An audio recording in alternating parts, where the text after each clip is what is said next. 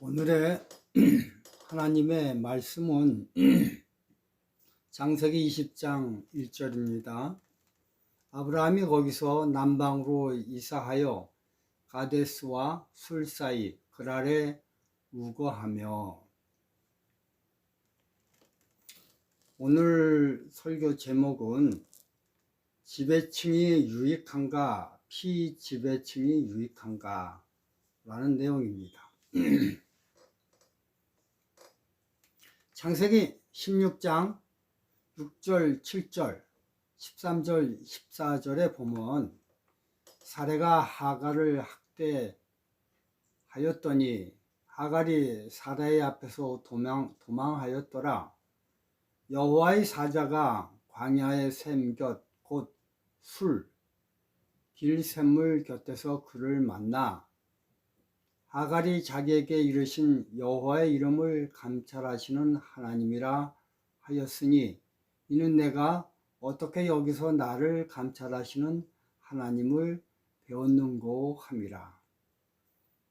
이러므로 그 샘을 부엘라헤로이라 불렀으며 그것이 가데스와 베레 사이에 있더라. 저는 오늘 갑자기 하갈이 생각이 났습니다. 왜냐하면 술과 가데스로 아브라함이 거처를 옮겼기 때문입니다. 술과 가데스는 하갈에게 있어서 과거 자기 인생 가운데 가장 암흑으로 가득 찼던 시절을 추억나게 하는 곳입니다. 그곳으로 이사하면서 하갈은 그 샘물 부엘라헤로이라 불렀으며 창세기 16장에서 추억이 가득한 그 샘을 방문했을 것이 분명합니다. 더불어 여호와 하나님이 자기와 아들에게 약속한 것들이 생생하게 기억이 났습니다.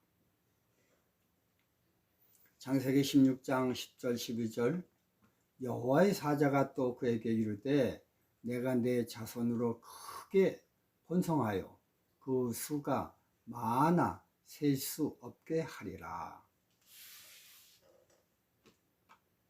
여호와의 사자가 또 그에게 이르되 내가 잉태하였은즉 아들을 낳으리니 그 이름을 이스마엘이라 하라. 이는 여호와께서 내 고통을 들으셨음이니라. 그가 사람 중에 들나귀같이 되리니 그 손이 모든 사람을 치겠고 모든 사람의 손이 그를 칠지며 그가 모든 형제의 동방에서 살리라 하니라.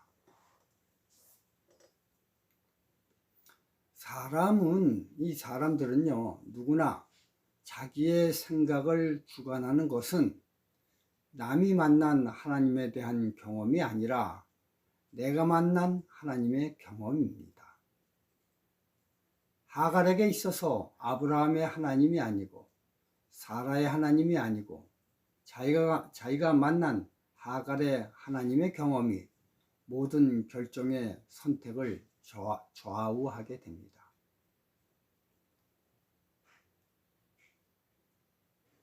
그동안 사라의 밑에서 지내면서 감춰져 있던 것들이 이제 술과 가데스 지역으로 이사 오면서 그녀의 내면에서 다시 용솟음쳐 올랐습니다. 창세기 16장 4절 아브라함이 하갈과 동침하였더니 하갈이 잉태함에 그가 자기의 잉태함을 깨닫고 그 여주인을 멸시한지라.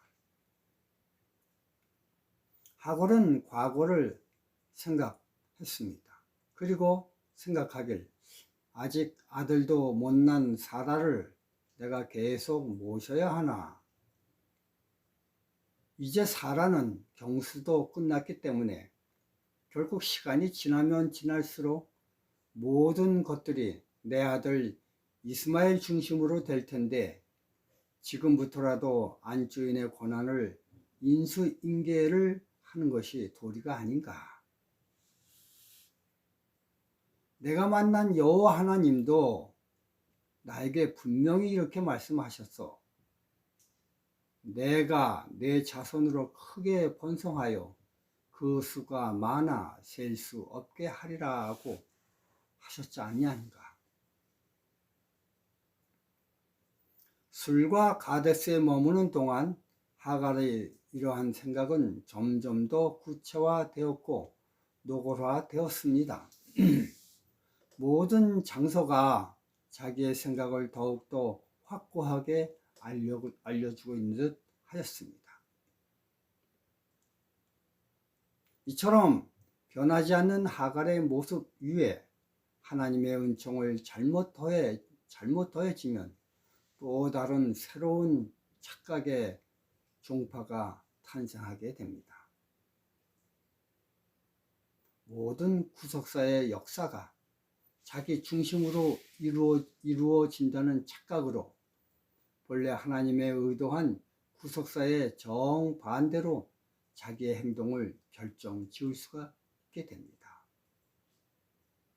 이처럼 변하지 않는 하갈의 생각과 행동을 우리가 어디서 엿볼 수 있냐면요. 창세기 21장 9절. 사라가 본즉 아브라함의 아들 애굽 여인 하갈의 소생이 이삭을 희롱하는지라. 여기서 우린 하갈과 이스마엘이 사라와 이삭보다 한 단계 더 높은 아브라함의 신임을 받고 있다고 판단을 하고 있음을 보게 됩니다. 이러한 바탕 위에서가 아니면 절대 위에 같은 행동들을 겉으로 명확하게 드러나면서까지 행동을 할 수가 없었습니다. 하갈과 이스마엘이 아브라함이 이렇게 자기들을 생각하고 있다고 잘못 판단하고 있는 것은 그들만의 잘못은 아니었습니다. 그렇게 생각하고 행동하도록 아브라함이 행동했기 때문입니다. 창세기 21장 10절 11절. 그가 아브라함에게 이르되 이 여종과 그 아들을 내어 쫓으라. 이 여종의 아들은 내 아들 이삭과 함께 기업을 얻지 못하리라 하매 아브라함이 그 아들을 위하여 그 일이 심히 근심이 되었더라. 이처럼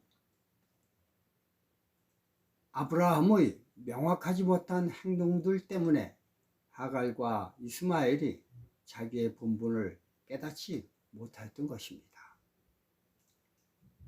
그러나 여호와 하나님이 하갈과 이스마엘에게 너무나도 분명하고 확실하게 축복의 한계를 지정해 주셨습니다. 창세기 16장 9절. 여호와의 사자가 그에게 이르되 내 여주인에게로 돌아가서 그 수하에 복종하라.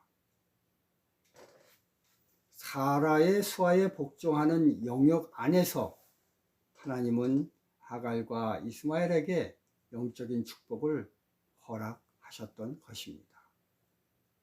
그것을 벗어나 그것을 지배하는 역할에서는 하나님의 축복이 그들에게 임하지 않습니다.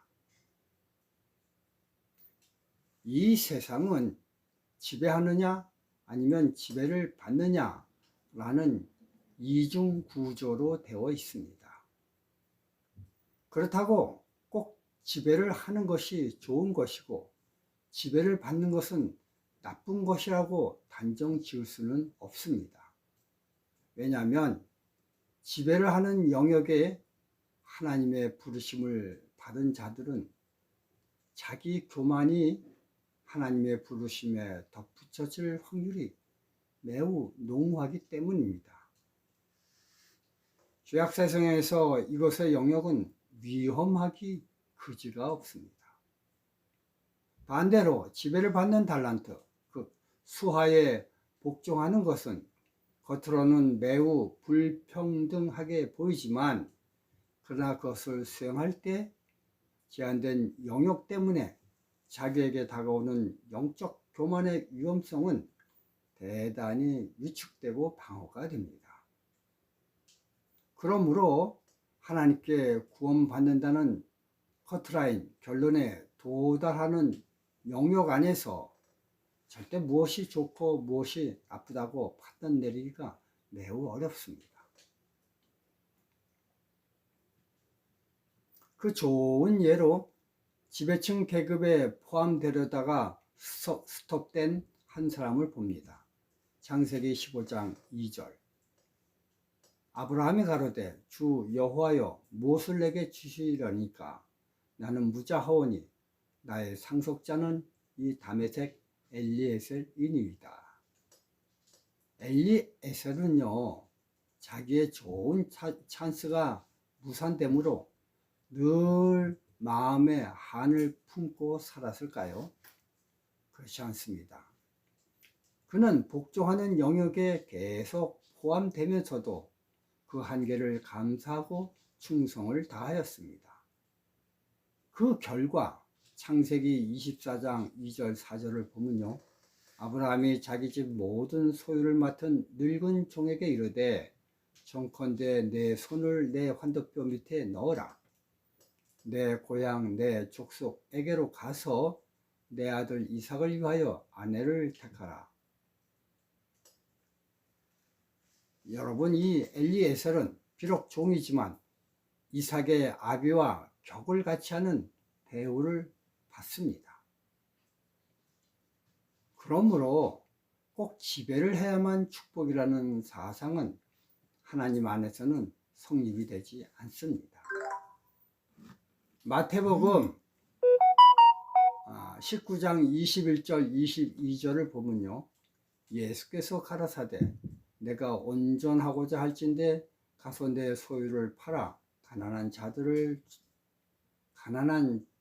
자들을 주라. 그리하면 하늘에서 보화가 내게 있으리라. 그리고 와서 나를 쫓으라 하시니, 그 청년이 재물이 많음으로 이 말씀을 듣고 근심하여 가니라. 여러분, 이 청년이 자기의 재산을 정리하지 못한 이유가 뭘까요? 그것은 그 재산을 소유하고 있으면 이 세상에서 지배 계층에 속할 수 있다는 실익 때문입니다. 이것이 없다면 뭐 때문에 재산을 가득 품에 안으려고 하고 있습니까? 예수께서는 누가복음 14장 8절 11절에 보면 내가 누구에게나 혼인잔치의 청함을 받았을 때 상좌에 앉지 말라. 무릇 자기를 높이는 자는 낮아지고 자기를 낮추는 자는 높아지리라고 하셨습니다. 이 세상에 태어날 때 금수저로 태어나 부리는 사람들보다 부림을 당하는 흙수저가 하늘 가는 데는 훨씬 어드밴티지가 있기 때문입니다. 마태복음 5장 3절 심령이 가난한 자는 복이 있나니 천국이 저희 것이며. 여러분, 심령이 가난해지기 위해서는 이 세상에서 가진 것이 적어야 됩니다. 누가복음 10장 40절 마르다는 준비하는 일이 많아 마음이 분주한지라. 세상에 가진 것이 많아 할 일이 많으면 심령이 가난해지지 못합니다. 요한복음 5장 5절과 8절을 보겠습니다. 거기 38년 된 병자가 있더라. 예수께서 가라사대 일어나 내 자리를 들고 걸어가라 하시니. 여러분, 베데스다 연못가에는 38년 된 병자 혼자만 있었습니까? 아닙니다. 병자들이 우글우글 하였을 것입니다. 그럼 왜 예수님은 그 병자만 고쳐 주셨나요? 예수님이 그 병자만 고쳐 주신 것이 아니라 다른 병자들은 고쳐 주신다고 해도 믿지 않았기 때문에 고침을 받아들이지 않아서 할 수 없이 예수님은 그 병자만 고쳐주신 것입니다. 그럼 왜 그 병자는 고침을 받았을까요? 그것은 요한복음 5장 7절 병자가 대답하되 주여 물이 동할 때 나를 못에 넣어줄 사람이 없어 내가 가는 동안에 다른 사람이 먼저 내려가나이다.